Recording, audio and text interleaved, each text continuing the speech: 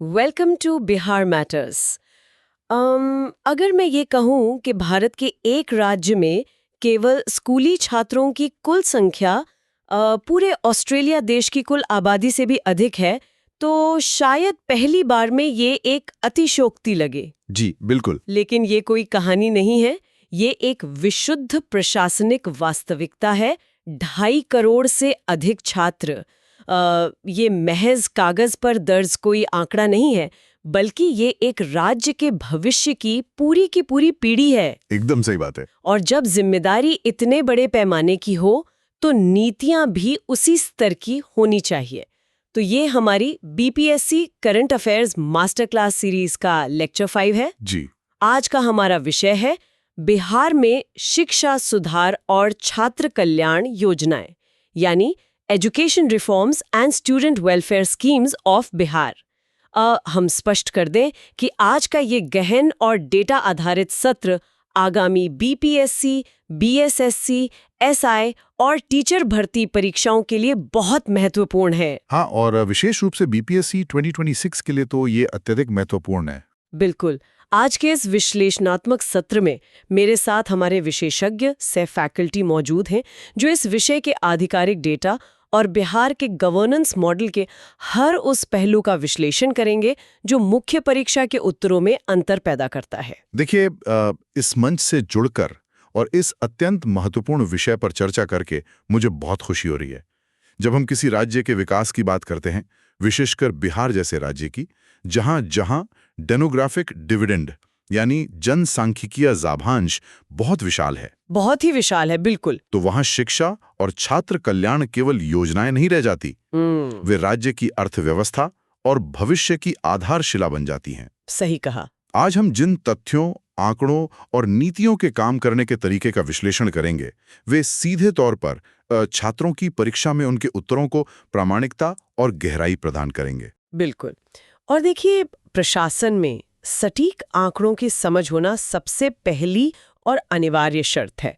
हम हवा में बात नहीं करेंगे, बल्कि अपनी चर्चा की नींव सेंसस 2011 और AISH 2021-22 के आधिकारिक आंकड़ों पर रखेंगे। जी। तो अगर हम शिक्षा के बुनियादी परिदृश्य को देखें, तो शुरुआत कहाँ से होती है? शुरुआत होती है उस आधारभूत साक्षरता दर से जो राज्य की वर्तमान स्थिति को दर्शाती है। सेंसस 2011 के आधिकारिक आंकड़ों के अनुसार बिहार की कुल साक्षरता दर यानी लिटरेसी रेट 61.8% है। 61.8%। जी। लेकिन एक प्रशासक के रूप में केवल कुल प्रतिशत देखना पर्याप्त नहीं है। हमें इसके भीतर के विभाजन को समझना होगा।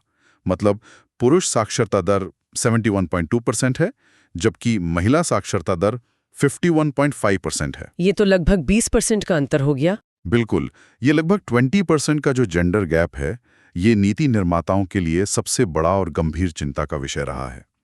इसके बाद जब हम स्कूली शिक्षा से आगे बढ़कर उच्च शिक्षा की ओर जाते हैं, तो all India survey on higher education यानी AISC 2021-22 की रिपोर्ट एक बहुत ही स्पष्ट तस्वीर पेश करती है। और वो तस्वीर क्या है? वो तस्वीर ये है कि हायर एजुकेशन में बिहार का ग्रॉस एनरोलमेंट रेशियो यानी GER केवल 14.5 है। महिलाओं का GER भी लगभग इसी के करीब 14.2 है।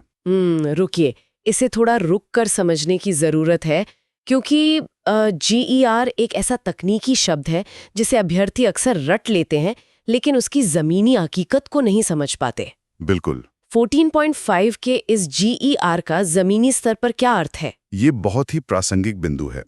देखिए, GER यानी ग्रॉस एनरोलमेंट रेशियो को अगर हम एक दृश्य के माध्यम से समझें, तो कल्पना कीजिए कि 100 छात्र हाई स्कूल की परीक्षा पास करते हैं। जी। आदर्श स्थिति में उन सभी को उच्च शिक्षा के लिए जाना चाहिए, लेकिन जब कॉलेज के दरवाजे तक पहुंचने का समय आता है, तो उन 100 में से 85 छात्र अचानक सिस्टम से गायब हो जाते हैं। 85 छात्र? जी हाँ, 85 छात्र। वे ड्रॉप आउट हो जाते हैं या आजीविका कमाने में लग जाते हैं। केवल 14 या 15 छात्र ही कॉलेज या विश्वविद्यालय के भीतर कदम रख पाते हैं। यही है 14.5 का GER। अच्छा, तो मतलब इसका सीधा अर्थ ये है कि उच्च शिक्षा की योग्य आयु वर्ग का एक बहुत बड़ा हिस्सा हायर एजुकेशन नेटवर्क से पूरी तरह बाहर है। ये हकीकत में एक बहुत ही परेशान करने वाली तस्वीर है। मतलब 100 में से 85 छात्रों का शिक्षा व्यवस्था से बाहर हो जाना मानव संसाधन का बहुत बड़ा नुकसान है। बिल्कुल। लेकिन चलिए उच्च शिक्षा से थोड़ा पीछे लौटते हैं। आखिर वो कौन सा बुनियादी ढांचा है जो इन छात्रों को शुरुआती चरण में संभाल रहा है? जो हमारी स्कूली शिक्षा है। हाँ, यूडीसी प्लस रिपोर्ट के आंकड़े बताते हैं कि बिहार में वर्तमान में 76,000 से अधिक विद्यालय संचालित हैं। और जैसा कि हमने शुरुआत में कहा, 2.5 करोड़ से अधिक छात्रों का एनरोलमेंट है। जी। अब यहीं से प्रशासनिक चुनौती का एक बहुत बड़ा पहाड़ खड़ा होता है। इतने बड़े पैमाने पर छात्रों के होने से प्यूपिल टीचर रेशो यानी पीटीआर 43.1 पर पहुंच गया है। जी हाँ, 43.1। और आदर्श रूप में राइट टू एजुकेशन मानकों के अनुसार ये अनुपात 30.1 होना चाहिए। यही मेरा सवाल है। 43 छात्रों पर एक शिक्षक का होना कोई सामान्य स्थिति नहीं है। यह टीचिंग से ज्यादा क्राउड कंट्रोल यानी भीड़ नियंत्रण जैसी स्थिति बन जाती है ना?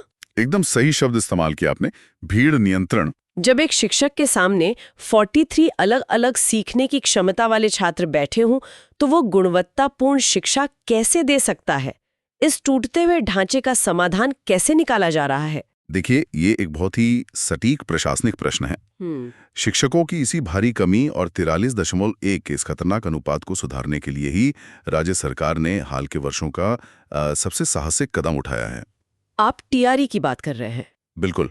शिक्षक भर्ती परीक्षा यानी टीचर रिक्रूटमेंट एग्जाम, ये केवल एक भर्ती अभियान नहीं है, बल्कि बिहार सरकार के शैक्षिक प्रशासन का सबसे महत्वपूर्ण करंट अफेयर है। जी। इस प्रशासनिक चुनौती का सीधा और एकमात्र समाधान गुणवत्तापूर्ण शिक्षकों की बड़े पैमाने पर और त्वरित भर्ती ही हो सकता था। लेकिन यहाँ मैं डेविल्स एडवोकेट की भूमिका निभाना चाहूंगी। मुख्य परीक्षा के दृष्टिकोण से छात्रों को इस प्रक्रिया की गहराई समझनी होगी। जी बिल्कुल। भर्ती तो पहले भी होती थी, है ना? पंचायतों के माध्यम से, स्थानीय निकायों के माध्यम से नियोजित शिक्षकों की बहाली की जाती थी। तो फिर बीपीएससी को इस पूरी प्रक्रिया के बीच में लाने की क्या आवश्यकता पड़ गई? ये एक बहुत ही मतलब क्या सिर्फ एक कठिन और केंद्रीकृत परीक्षा ले लेने से परीक्षा पास करने वाला अभ्यर्थी अपने आप एक अच्छा शिक्षक बन जाता है? यह एक बेहद शानदार विश्लेषण का बिंदु है। देखिए, पहले की जो विकेंद्रीकृत या डिसेंट्रलाइज्ड व्यवस्था थी, उसमें सबसे बड़ी समस्या मानीकरण यानी स्टैंडर्डाइजेशन का अभाव था। मानीकरण का अभाव? हर पंचायत या निकाय के अपने मानक होते थे, जिससे शिक्षा की गुणवत्ता में एकरूपता नहीं आ पाती थी। जब एक राज्य स्तरीय आयोग जैसे बीपीएससी इस प्रक्रिया को अपने हाथ में लेता है, तो वह पूरी प्रणाली में एक संस्थागत विश्वास यानी इंस्टीट्यूशनल ट्रस्ट पैदा करता है। बिल्कुल। टीआरई एक पारदर्शी और पूरी तरह से मेरिट आधारित चयन प्रक्रिया है। यानी यह केवल रिक्त पदों को भरने की कवायद नहीं है, बल्कि यह एजुकेशनल गवर्नेंस में एक बड़ा संरचनात्मक बदलाव है, एक स्ट्रक्चरल शिफ्ट है। बिल्कुल। इसे बीपीएससी मेंस में एक सिस्टमैटिक ओवरहॉल के रूप में देखा जाना चाहिए। जी। जहां तक बात आपके इस प्रश्न की है कि क्या एक अच्छी परीक्षा पास करने वाला एक अच्छा शिक्षक भी होता है, तो जवाब है कि परीक्षा केवल विषय के ज्ञान को प्रमाणित करती है।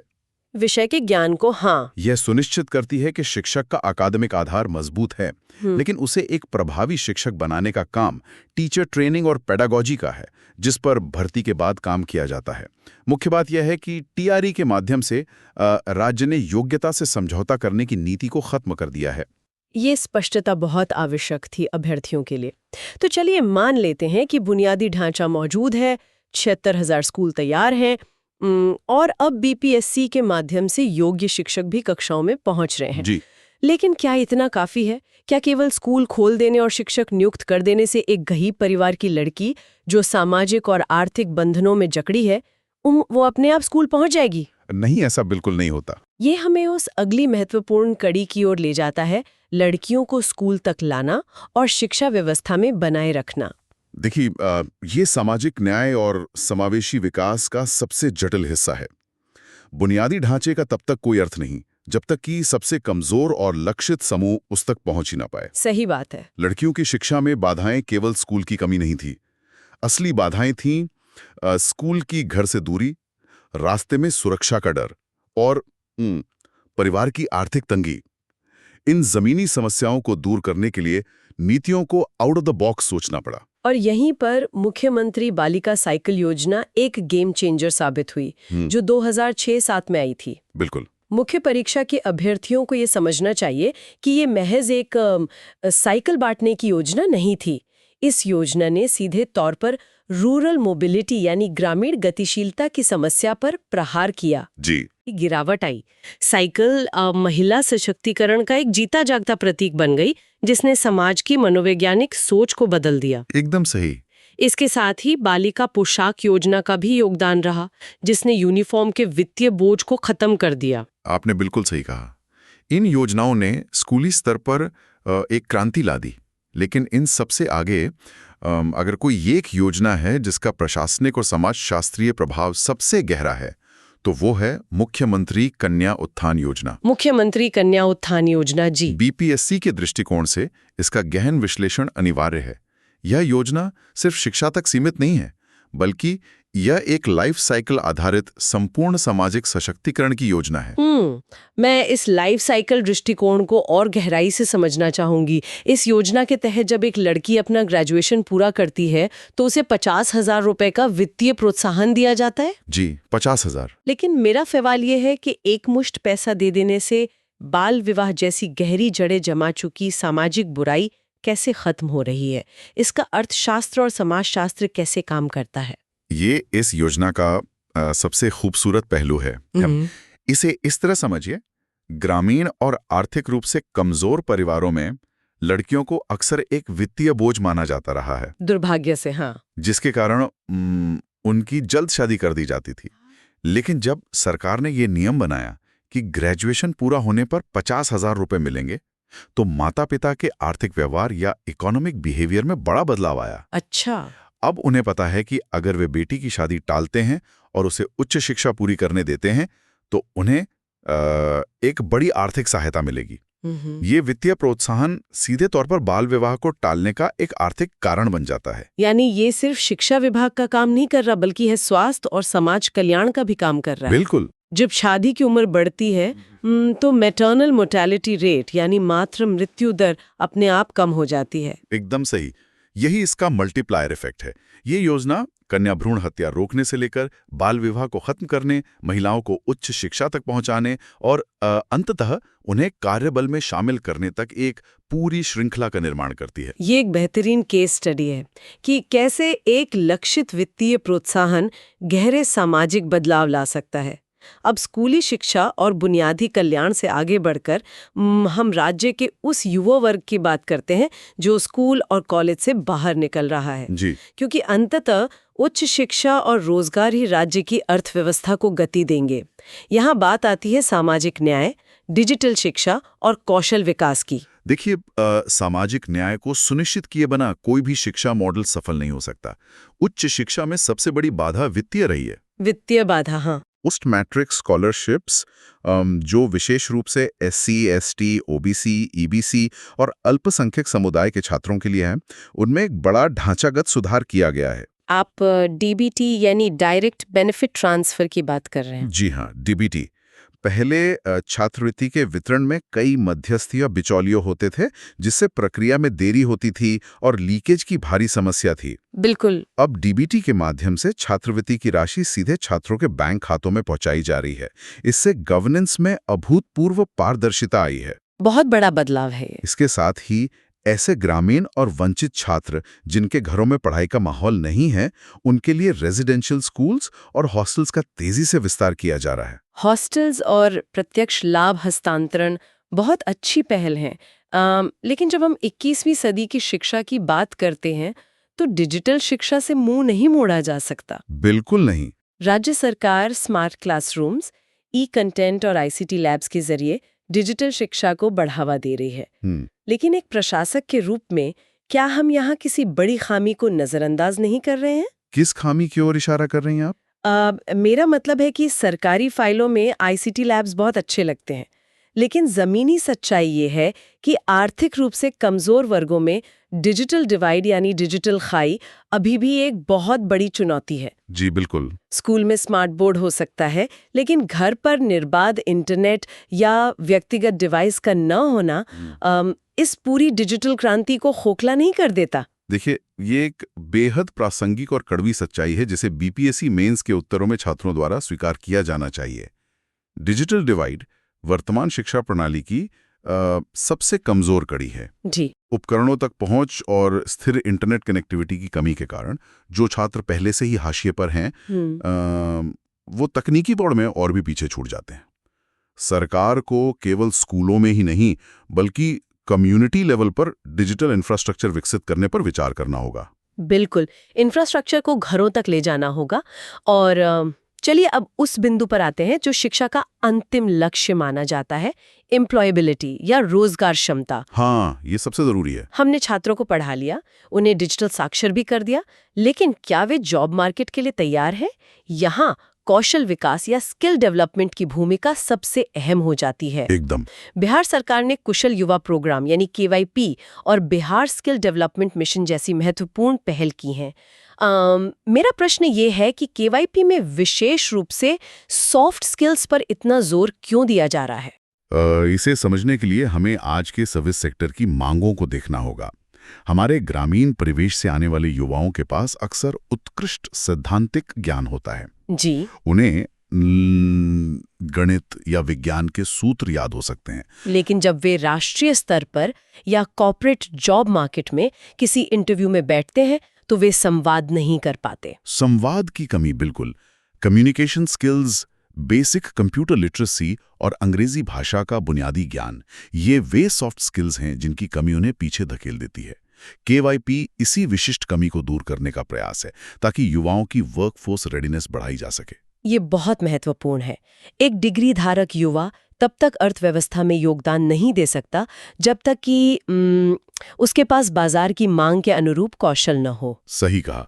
और जब हम उत्पादकता और कौशल की बात कर रहे हैं तो हमें उस सबसे बुनियादी चीज को नहीं भूलना चाहिए जिस पर यह पूरी इमारत टिकी है, पोषण। जी। इसी संदर्भ में पीएम पोषण या मिड डे मील योजना का संक्षेप में उल्लेख करना जरूरी है। एक भूखा बच्चा कभी भी बीज गणित पर ध्यान केंद्रित नहीं कर सकता है ना? बिल्कुल सही कहा आपने। पोषण और शिक्षा का सीधा वैज्ञानिक संबंध है। कुपोषण का सीधा असर कॉग्निटिव डेवलपमेंट या संज्ञानात्मक विकास पर पड़ता है। मिड डे मील योजना एक तीर से दो निशाने साधती है।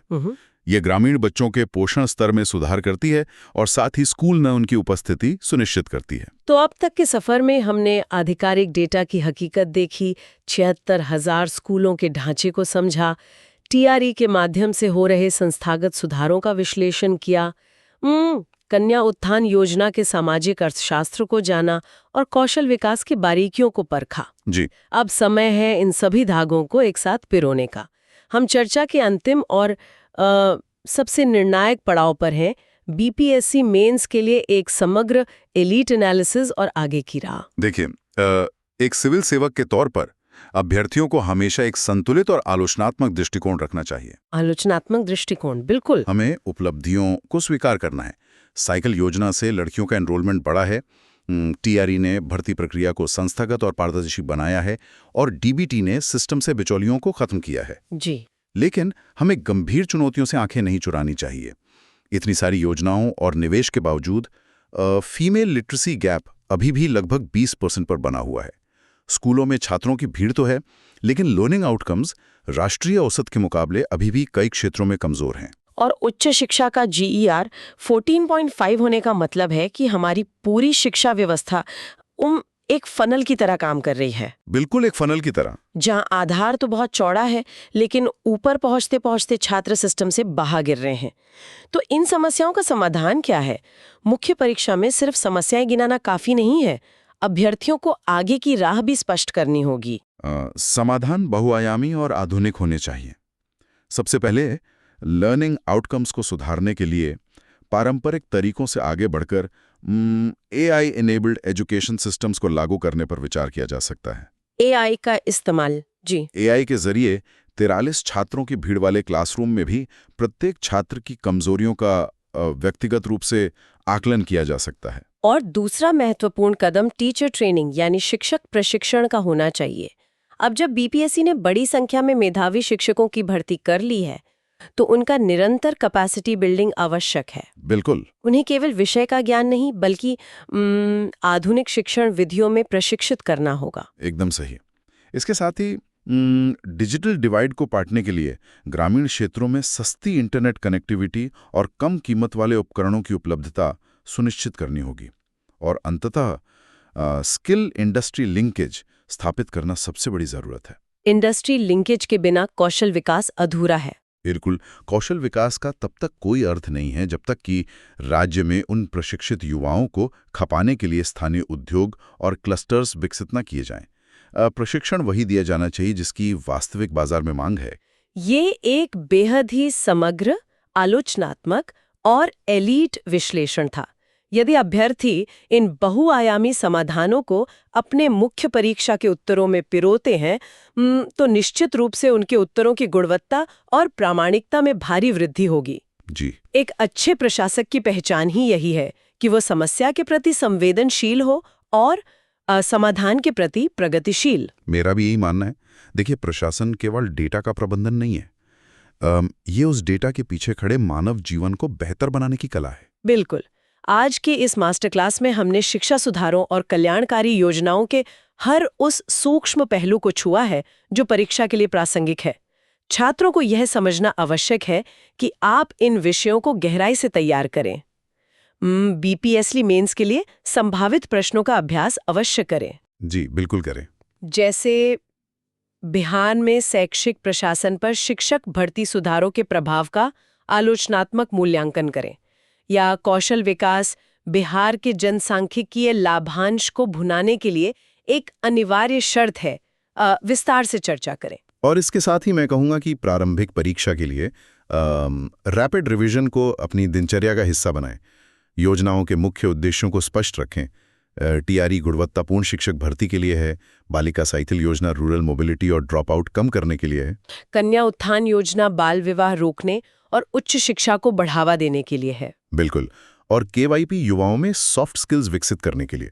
आधिकारिक डेटा जैसे 61.8% साक्षरता दर और 14.5 जीईआर को अपने उत्तरों में बतौर प्रमाण उपयोग करें। ये डेटा पॉइंट्स निश्चित रूप से मुख्य परीक्षा में आपके उत्तरों के लिए बेहतरीन वैल्यू एडिशन का काम करेंगे। छात्रों को ये स्पष्ट कर दें कि बिहार मैटर्स की ये मास्टर क्लास सीरीज यहीं समाप्त नहीं हो रही है। हम अगले सेशन में एक नए और अत्यंत महत्वपूर्ण विषय के साथ इसे आगे बढ़ाएंगे। जी। तो जाते जाते डेटा और योजनाओं के इस जाल से बाहर निकलकर एक व्यापक प्रशासनिक पहेली पर जरूर विचार कीजिएगा। जब बिहार का ये विशाल डेमोग्राफिक डिविडेंड अगले 5 से 10 सालों में पूरी तरह से जॉब मार्केट में एक सुनामी की तरह प्रवेश करेगा, तो क्या हमारा आज का ये बन रहा नया डिजिटल और स्कूल इंफ्रास्ट्रक्चर उस सुनामी को संभालने और उसे एक उत्पादक ऊर्जा में बदलने के लिए पर्याप्त होगा? ये सोचने वाली बात है। क्या हम केवल स्कूल बना रहे हैं या हम वास्तव में भविष्य का निर्माण कर रहे हैं? इस ज्वलंत विचार के साथ आज के सत्र के लिए बस इतना ही। अपनी तैयारी को इसी गंभीरता के साथ जारी रखें। धन्यवाद और बिहार मैटर्स की ओर से आपकी आगामी परीक्षाओं के लिए बहुत बहुत शुभकामनाएं।